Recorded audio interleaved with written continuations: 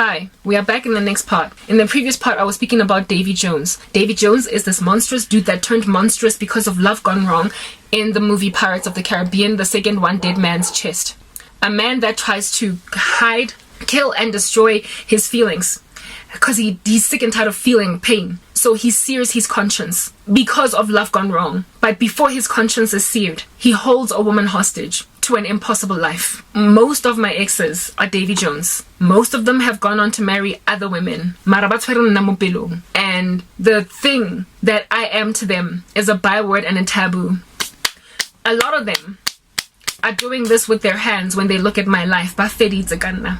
So you can understand how prolific the issue is. My first love is Davy Jones. I had a dream about him when I was still working at MTN. I hadn't seen him. I was only 17 when I dated him. I only saw him one other time after we broke up at the funeral of some dude in his neighborhood that I also knew. That was the last time I saw him, and that was years before I got afflicted with witchcraft spells from him. I was not his friend on any social media platform. We were literally not even in contact at all. He was still he was still thinking about me. When he was only 19 and I was 17, and he decided when he was now in his mid-20s to his late 20s that I can't stop thinking about God, like literally all those years down the line. And out of the blue, in another part of the planet from him, having not seen him in over a decade. He then decided that before I'm gonna make sure Karabo does not marry. When I was working at MTN, I got a dream of this guy.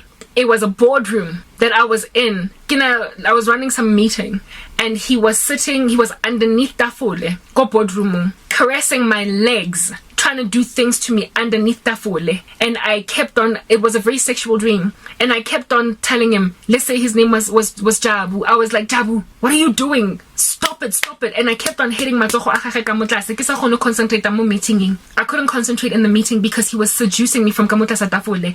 And among the people in the dream that was in my meeting was his wife, and she could see that her husband was under the table, that her husband was busy stroking my legs, and she just sat there, and there was nothing she could do about it. I didn't understand that dream at the time. When eventually I woke up, I realized that this dude put witchcraft on all of my life, period, especially my career. Decent in society, that any man will ever love, and that I will ever have men trying to flirt and seduce me. Men that are held to women in engagements or marriages, and so I can never ever truly be a wife, but I will ever be a mistress. This dude's witchcraft was to stumble my career. 10 years ago. It was to stumble my career and to make sure that in romance I will always be a side piece or a mistress, and that I will always be at the bane of the existence of basadi, babanabana. That I will always be somebody that makes women of other men very unhappy, but they will not be able to do anything about it because they will want to hold on to banababona, even if it means that they just have to settle with their man is cheating.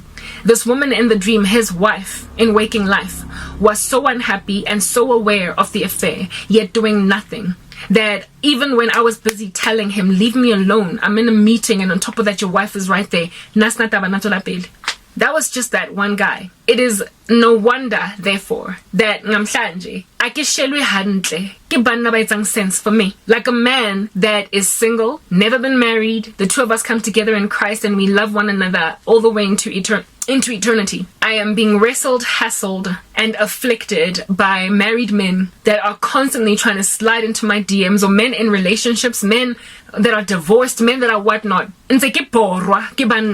And guys, the first dude that I allowed to come into my life when I was in Christ, I believed he was a Christian. He was single, or at least he presented to himself the status of single. But I later came to learn only busy with a whole bunch of chicks, but he fell in love with me because he liked my Christianity, and he was busy speaking Christianese. The Lord knew what he was, and he scooted him out of the way.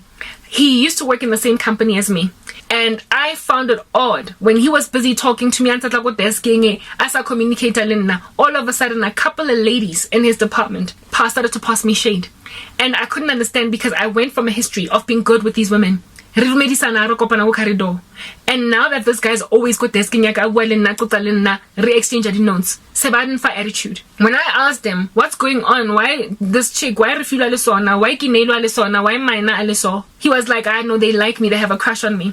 And they can't have me. I told them, I'm a godly man, and so because I'm godly and they are not godly, I have rejected them. One time, however, he confessed to having at a marketing event of sorts, some team building, having kissed one. And I was like, what are you doing? Still busy making like Georgie Porgy, kissing the girls and making them cry when you call yourself a Christian man. And he was like, I was stumbled that day. It's just that we were at this fun event and I ended up like that. When you compromise, the Lord ultimately showed me this guy, unajola, ha blapa, ko officing, marakimo unang shetse. And as a result, other women ended up passing me shade. Involved in what capacity? And when he started dlalaring with me, they were like, they created out of me an enemy because they were all vying for this one guy. Such unsavory and unsanctified men have no business in the life of a Ruth and Esther, have no business in the life of a Rebecca, a Sarah, a godly consecrated woman, or Ratang Jeso. They have no business in the life of a Hannah.